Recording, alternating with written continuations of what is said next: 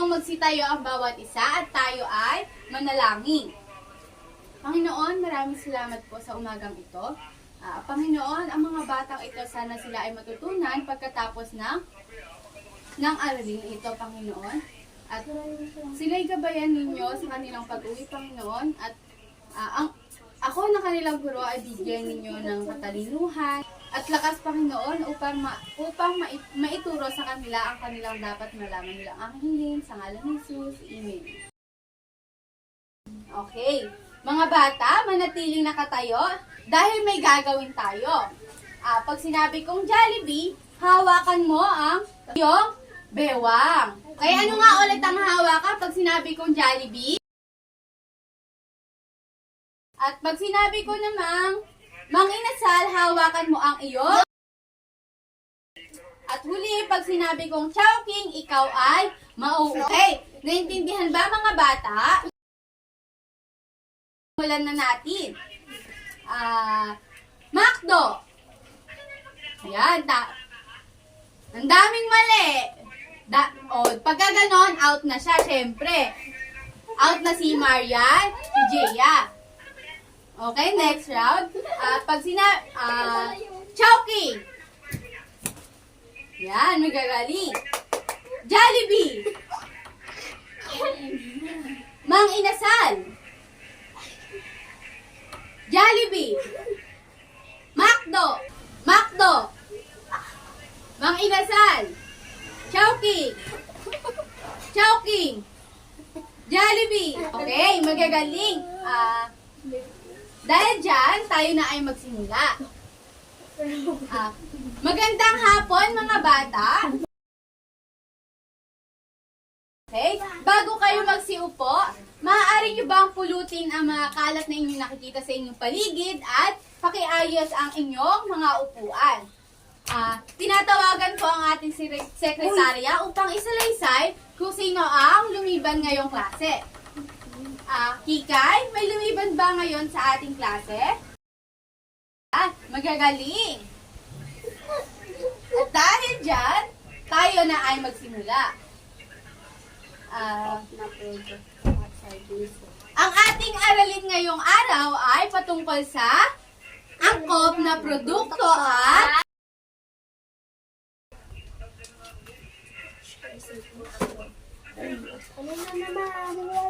at ito naman ang ating mga layunin.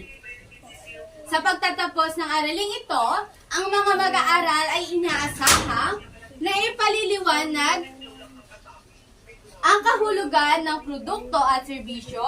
Ikalawa, na ipaliliwanag ang mga pagkakaiba ng produkto at serbisyo. At ang huli ay natutukoy ang mga taong nangangailangan ng produkto at serbisyo. At bago natin talakayin kung ano ba talaga ang produkto at serbisyo, tayo muna ay maglalaro. Ay hawak akong kahon dito. Alam nyo ba kung ano ang kahon na aking hawak? Ano ang aking hawak na kahon? Tama! Si teacher ay may hawak na isang mahiwagang kahon. Ang gagawin nyo ay ipapasa ang kahon na ito kasabay ng tugtog. At kung sino ang hintuan ng tugtog at ng kahon, siya ay bubunot sa loob ng kahon. At ito yung inyong uhulaan kung produkto ba ito o serbisyo. Naintindihan ba mga bata? Okay, magpapatugtog si teacher ng isang kanta.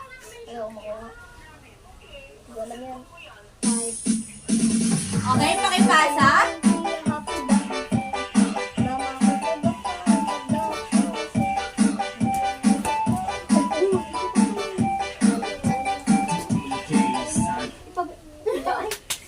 Cyrus, pwede ka bang bumunot ng isa sa mga larawan o bagay sa loob ng kahon? At sasabihin mo kung ano ito, kung produkto ba ito o serbisyo. Okay? Cyrus, pwede ko bang makita kung ano ang larawan na iyong hawak? Okay, ang larawan na nabunot ni Cyrus ay... Cyrus, alam mo ba kung ano ito, kung produkto ba ito o serbisyo? Tama. Ang pinya ay produkto dahil ang pinya ay nakakain at nahahawakan. Okay? Tayo ulit na ay maglaro. Sakay kayo ba?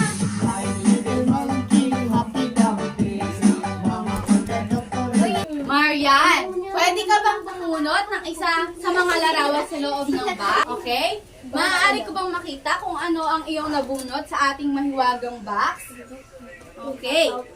Ang nabunot niya ay isang prutas na mangustin. Ano naman ang larawan na ito? Ito ba ay produkto o serbisyo? Tama! Ang mangustin ay produkto dahil ito ay nahahawakan at nakakain. Ngayon naman, alamin naman natin kung ano ang produkto at serbisyo. Ngunit, bago natin talakayin ang angkop na produkto at serbisyo, maaari ba kayong magbigay ng mga kilalang negosyante sa Pilipinas? Tama! Sina Lolita Hizon, Socorro Ramos, Manny Villar, ay ilan lamang sa mga kilalang negosyante sa ating Pilipinas. Ano-ano naman ang mga katangiang dapat taglayin ng isang negosyante o sa larangan ng negosyo? Tama! Ang pagiging masipag, matyaga at malikhain ay ilan lamang sa mga katangiang dapat taglayin ng isang negosyante o pag tayo ay papasok sa pagnenegosyo, dapat tayo ay may katangian na masipag, matyaga at malikhain. Dahil ang pagiging masipag at matyaga o malikhain ay ang mga katangian na dapat taglayin ng isang entrepreneur upang maging matagumpay sila sa kanilang negosyo. Alamin naman natin kung ano ang produkto at serbisyo. Ano ang larawan na ito?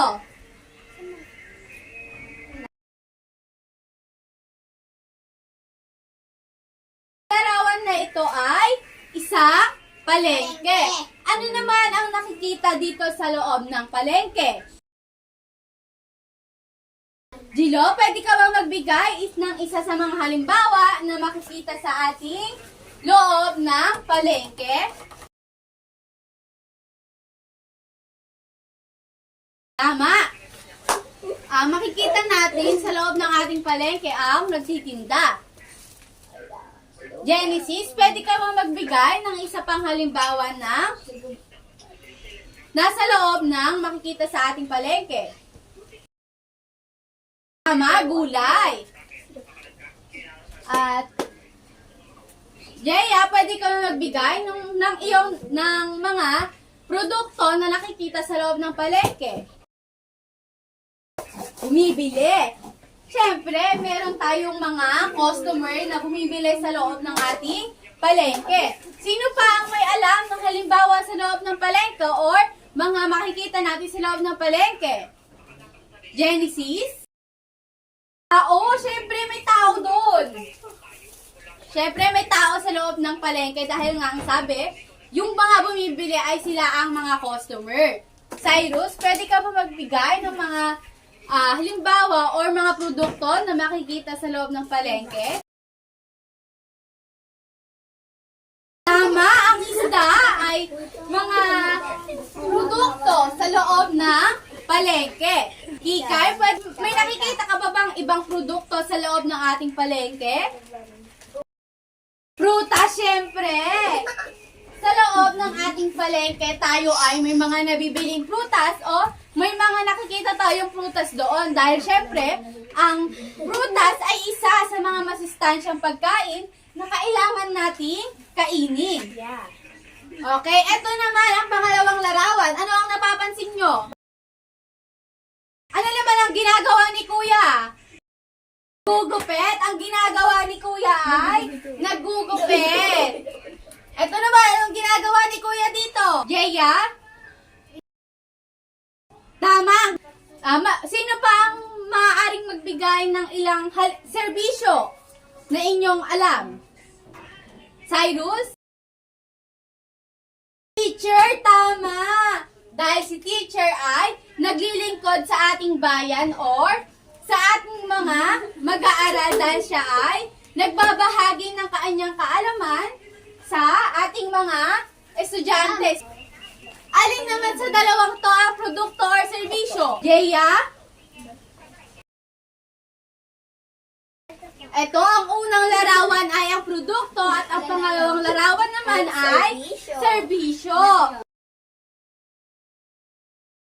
Ang produkto ay, syempre, ito yung ating nahahawakan o nakakain o ito yung, ang produkto, ito yung karaniwang gawa ng ating kamay. Genesis? Tama, itlog. Ang itlog ay halimbawa ng produkto. Dahil ang itlog ay nakakain. At syempre, kailangan natin kumain lagi ng itlog or minsan lamang sa isang araw. Dahil ang itlog ay nagbibigay ng protina. Okay? Sunod naman tayo sa serbisyo. Alamin naman natin kung ano ang serbisyo. Ang serbisyo ay hindi natin nahahawakan ngunit napapakinabangan. Ang serbisyo pwede natin itong ialay sa ibang tao or sa ating mahal sa buhay. Halimbawa, ay naglilingkod sa ating bayan. Ang doktor naman, ano ang ginagawa ng doktor sa bayan? Pwede mo bang sabihin kung ano ang ginagawa ng ating doktor o mga doktor sa ating bayan? Tama, naggagamot. Okay, Gilo, pwede mo bang sabihin kung ano ang ginagawa ni teacher? Ang alin? Ano ang kanyang tinuturuan? Tama, ang tinuturuan ni teacher ay mga bata o mga estudyante. Alamin naman natin ang mga pisikal na pangangailangan ng customer. Ang una ay maaasahang produkto at serbisyo.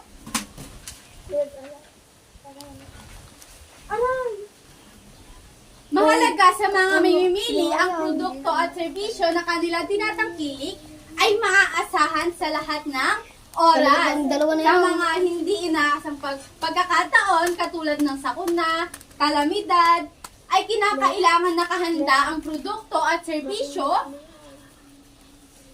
Produkto at serbisyo magbibigay sa kanila upang anumang oras ay matugunan nito ang kanilang pangangailangan. Pangalawa, ano ang pangalawang physical na pangangailangan ng customer? Pangalawa, ang mga produktong napapakinabangan ng matagal.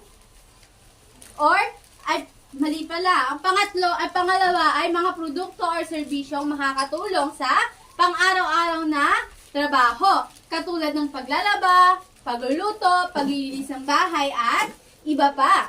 Mahalaga rin na nakatutulong at napapakinabangan ang mga produkto or serbisyo na kanilang tinatangkilik upang ito ay magamit nila sa kanilang or sa iba't ibang pangangailangan. Ang pangatlong physical na pangangailangan ng mga customer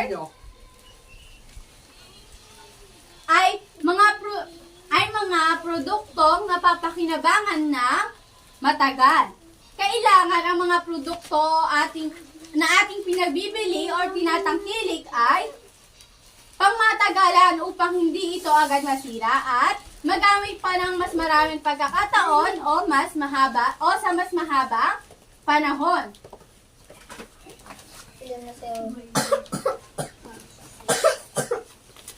Okay? Ang ikaapat na mga produkto o serbisyo maaaring gamitin ng walang pangamba na ito ba ay mapanganib sa kalusugan o sa ating kaligtasan. Kinakailangan ligtas tayo sa mga produktong ating pinagbibili o tinatangkilik upang hindi ito magbigay sa atin ng peligro o magdulot ng anumang sakuna. At panglima, limang pisikal na pangangailangan ng customer ay serbisyong nariyan lagi sa lahat ng oras o sa oras ng ating pangangailangan. Mahalaga na ang serbisyo o produkto na ating tinatangkilik ay nariyan lagi sa anumang oras na kailangan upang matugunan ang kanilang pangangailangan. Halimbawa, ang serbisyong naibigay ng mga bombero sa tuwing sila ay sumusugpo ng sunog,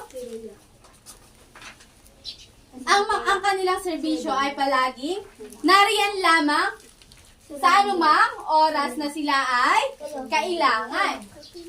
At huli, ang huling pisikal na pangangailangan ng produkto ay produkto at serbisyong magaan sa bulsa. Siyempre, sa panahon ngayon is kailangan natin maging practical.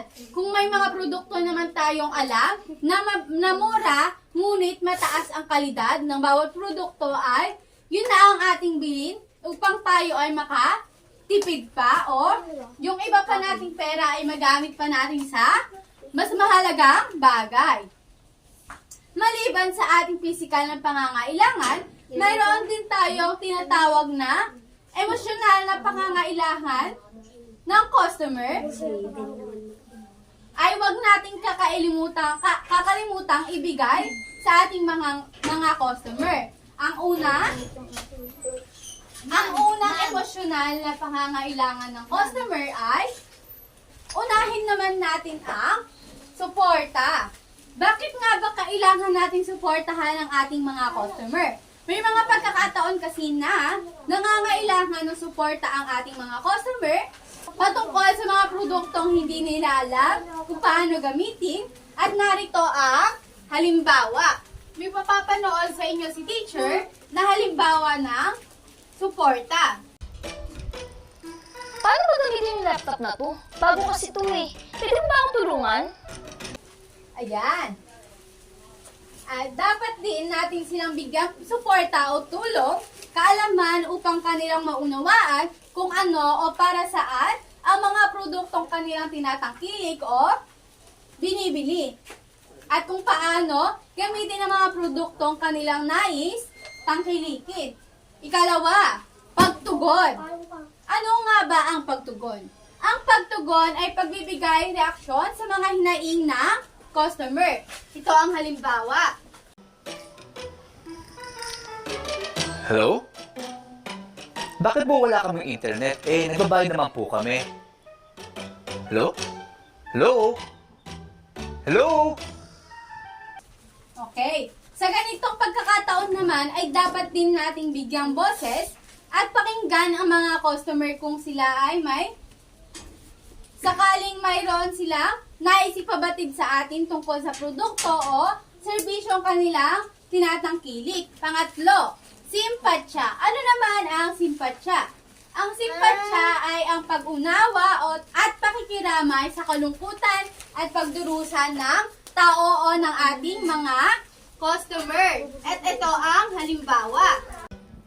Ano ba tong cellphone na to? Kabago-bago, nagahang. Sira agad. Ang mahal nito ha. Sa ganitong sitwasyon, maaaring magtampo at magalit ang ating customer na hindi natin natutugunan ang hindi inaasahan sa isang produkto o serbisyo, kung kaya dapat din tayong magpakita ng simpatsya sa kanila. Ikaapat, ginhawa.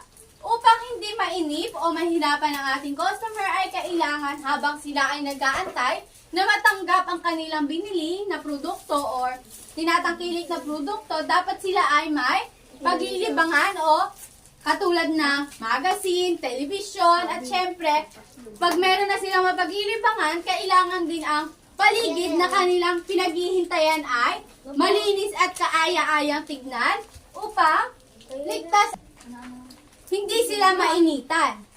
Ikalima, respeto. Ang respeto ay kaakibat ng salitang paggawa ng mabuti sa ating kapwa, pagkakaroon ng magandang asal at paggalang sa pamamagitan ng pagbigay halaga sa isang tao o bagay. Dapat natin silang igalang ang desisyon ng customer na kahit paminsan ay ayaw pa rin makinig sa ating paliwanag. At ang huli ay tulong. Bakit nga ba kailangan nating tulungan ang ating customer? Ito ang halimbawa. Alin kaya sa mga dalawang damit na itong mas bagay sa akin? Maraming bang tulungan? Ayan ang halimbawa na tulong na kailangan matanggap ng ating mga customer dahil pagka may ganoong sitwasyon, ang customer ay kailangan ng ating opinyon o ng tulong sapagkat hindi nila alam kung ano ang damit na babagay sa kanila or mga produktong dapat nilang tangkilikin. Ngayon naman, nalaman nyo na ang dapat isaisip sa pagtatayo ng negosyo at ang wastong pagpili ng produkto at serbisyo na dapat tangkilikin at ang mga pisikal at emosyonal na pangangailangan ng customer. Nakakatuwa lang malaman at kayo ay may natutunan. Ito naman ang ating pagsusulit o pagsusukat. Unang gawain, magbigay ng 5 pisikal na pangangailangan ng mga customer. At ang ikalawang gawain, crossword word puzzle. Emosyonal na pangangailangan ng customer. At syempre, kayo ay may assignment o takdang aralin. Humanap sa Google or Internet ng larawan ng produkto o serbisyo at indicate ito sa inyong notebook o sa isang malinis na papel. Kayo ba ay may natutunan ngayong araw mga bata? Okay, maaari na kayo magsiuwi. Goodbye, class!